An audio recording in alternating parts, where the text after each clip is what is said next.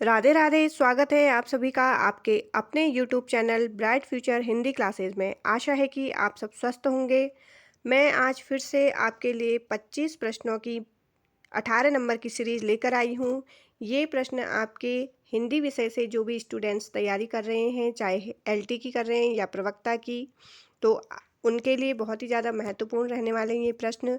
जिन भी स्टूडेंट्स ने इससे पहले की सीरीज़ नहीं देखी है तो वो मेरे डिस्क्रिप्शन बॉक्स में जाकर देख सकते हैं। मैंने वहाँ पर अपनी सभी वीडियोस की लिंक शेयर की हुई है। तो चलिए ज़्यादा देर ना करते हुए शुरू करते हैं आज का हमारा 451वां प्रश्न।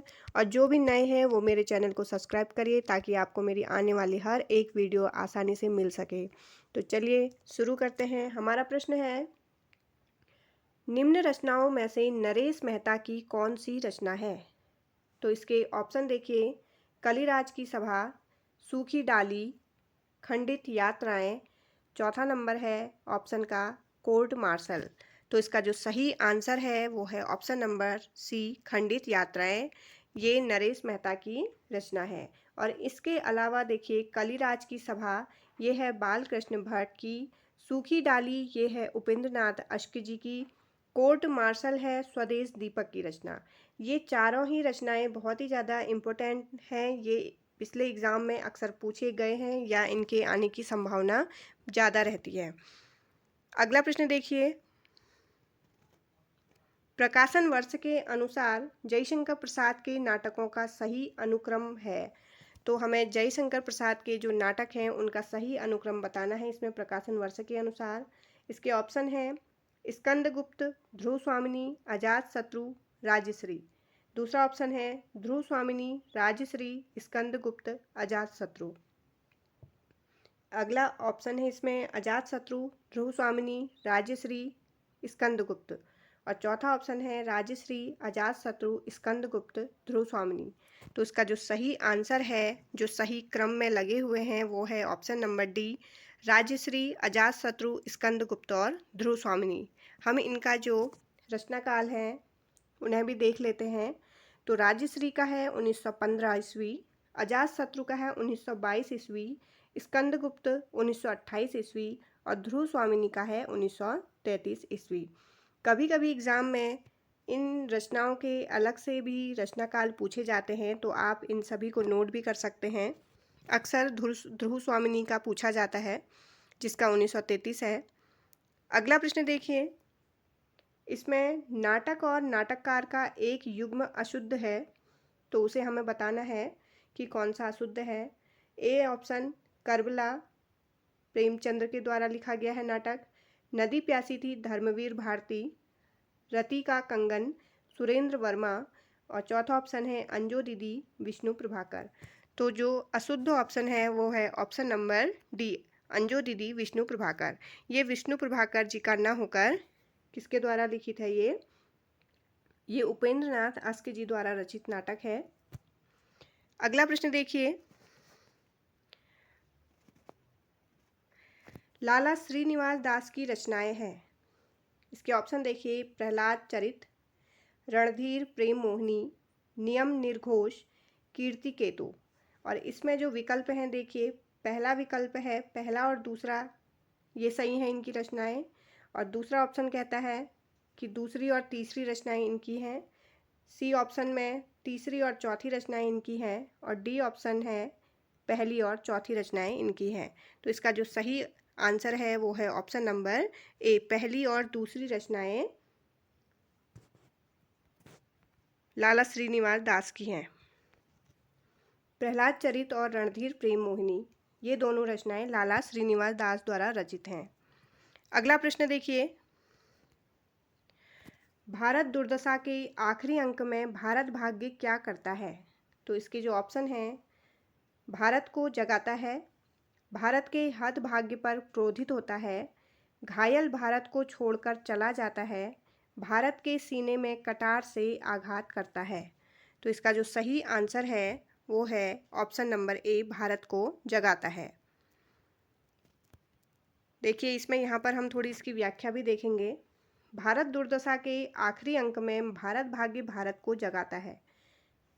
भारत दुर्दशा नाटक के लेखक भारतेंदु हरिश्चंद्र हैं। इस नाटक में कुल 6 अंक हैं। तो प्रश्न ये भी बनता है कि भारत दुर्दशा में कितने अंक हैं, तो ये हैं कुल 6 अंक।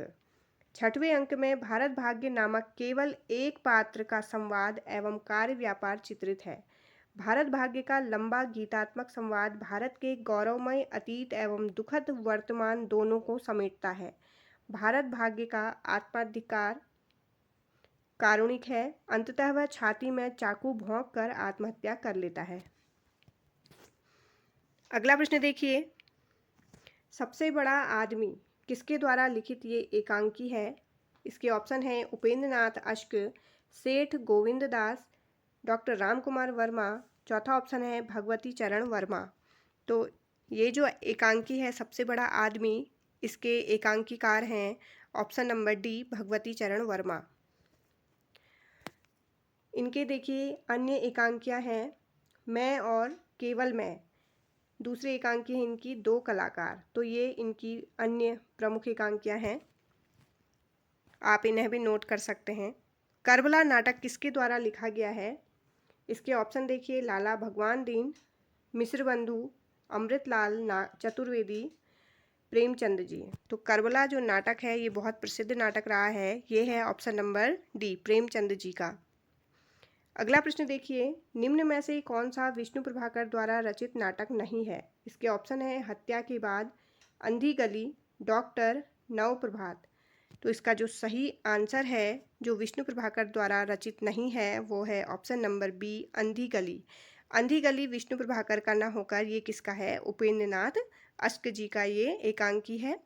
विष्णु प्रभाकर के अन्य जो प्रमुख नाटक हैं उन्हें भी हम देख लेते हैं एक बार। हत्या के बाद, डॉक्टर, अब और नहीं, श्वेत कमल, बहुत इंपॉर्टेंट है श्वेत कमल, ये अक्सर पूछा जाता है। युगे युगे क्रांति, ये भी बहुत महत्वपूर्ण है।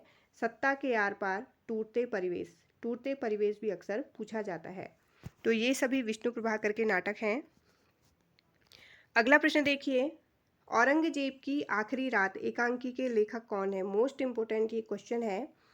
तो इसके जो एकांकीकार कौन से हैं ये हमें बताने हैं। इसके ऑप्शन देखिए राधाचरण गोस्वामी, मुक्तिबोध, अयोध्या सिंह उपाध्याय, हरिऔध, और चौथा ऑप्शन है डॉक्टर राम कुमार वर्मा। तो इस एकांकी के जो लेखक हैं वो हैं option number D doctor Ram Kumar Verma. Doctor Ram Kumar Verma की अन्य एकांकियाँ देखिए, पृथ्वीराज की आंखें, मोस्ट इम्पोर्टेंट, रेशमी टाई, ये भी बहुत महत्वपूर्ण है, चारुमित्रा, विभूति, सप्तकिरण, रूप रंग, रजत रश्मि, ऋतुराज, दीपदान, और अगली है इंद्रधनुष। ये सभी बहुत महत्वपूर्ण हैं। अगला प्रश्न देखिए, निम्न में से किशोरीलाल गोस्वामी का नाटक है?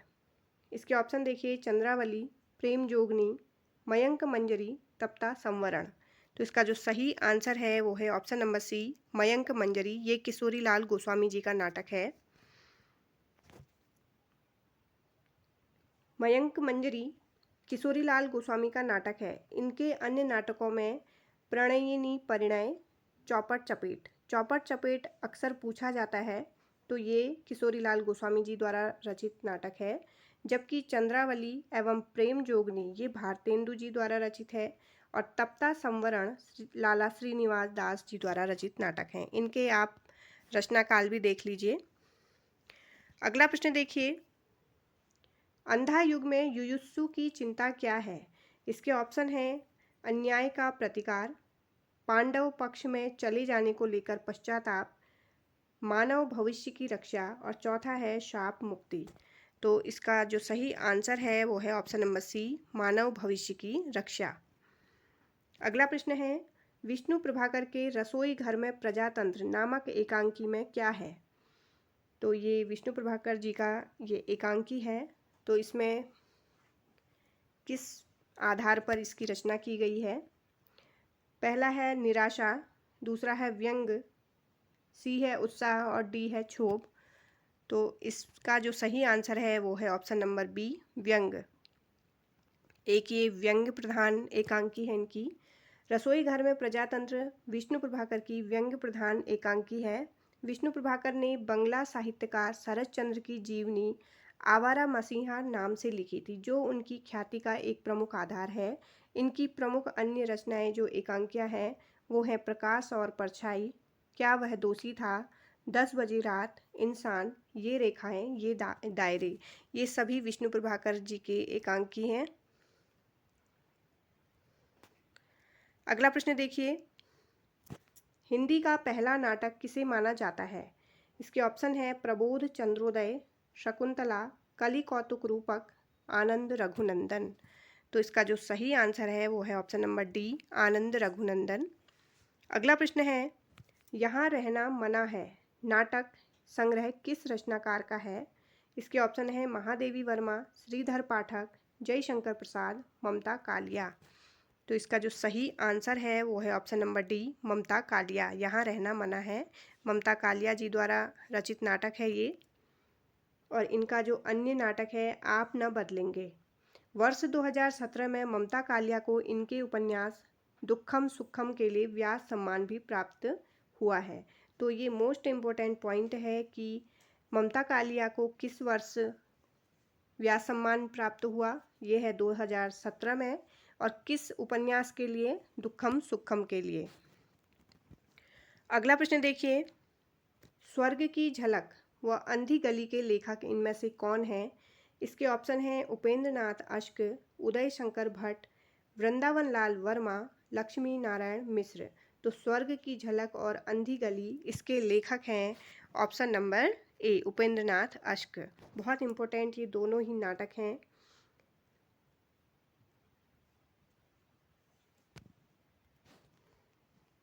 अगला प्रश्न देखिए, अंधा युग का वह कौन सा पात्र है जो अभिशप्त जीवन जीने के लिए बाध्य है? इसके ऑप्शन है दुर्योधन, युयुत्सु, धृतराष्ट्र, चौथा ऑप्शन है अश्वत्थामा।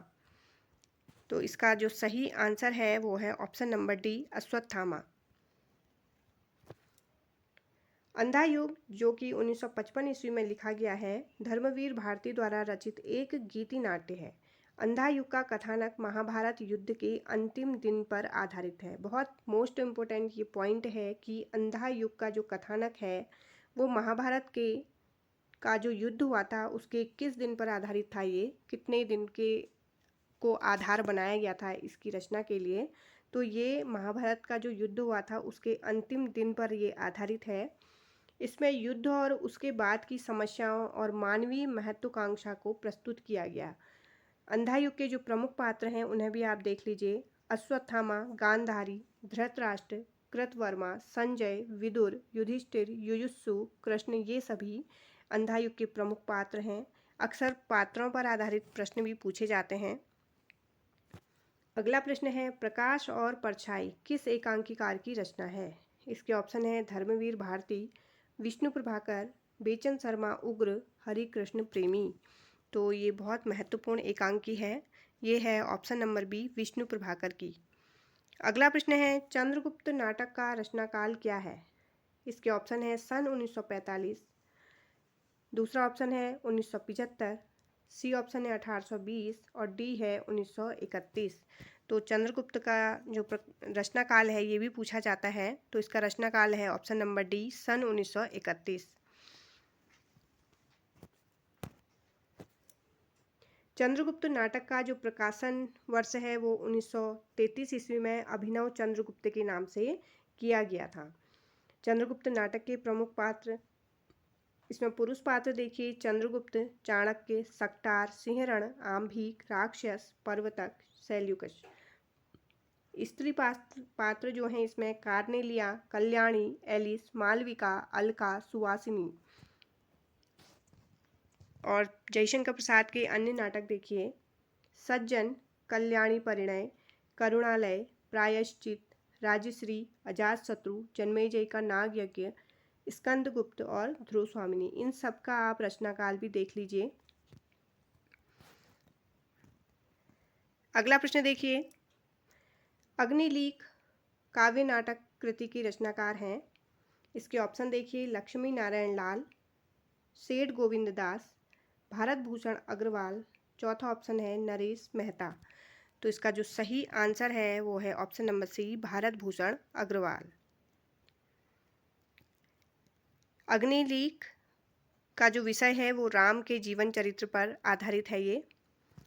अगला प्रश्न है, सैरंध्री नाटक के रचनाकार कौन हैं? इसके ऑप्शन है सियाराम शरण गुप्त, मैथिली शरण गुप्त, माखनलाल चतुर्वेदी, नरेश वर्मा।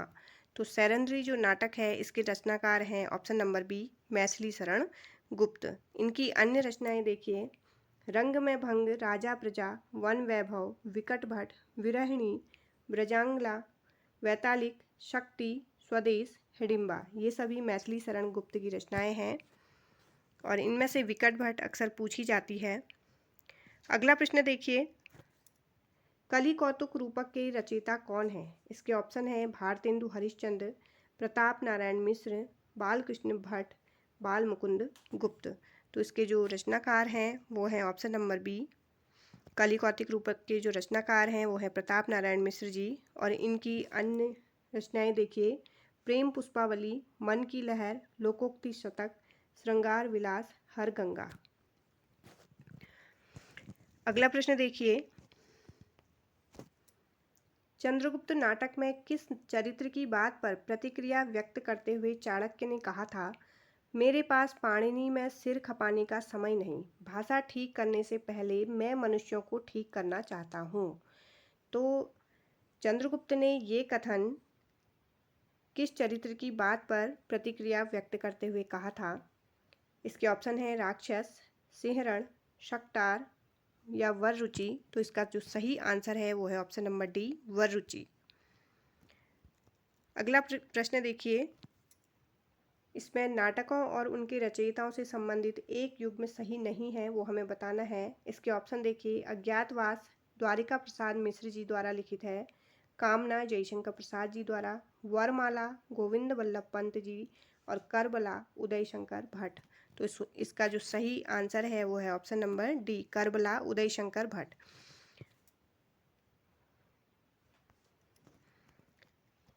ये प्रेमचंद्र जी का नाटक है, उदय शंकर भट्ट जी ने नहीं लिखा है इसे।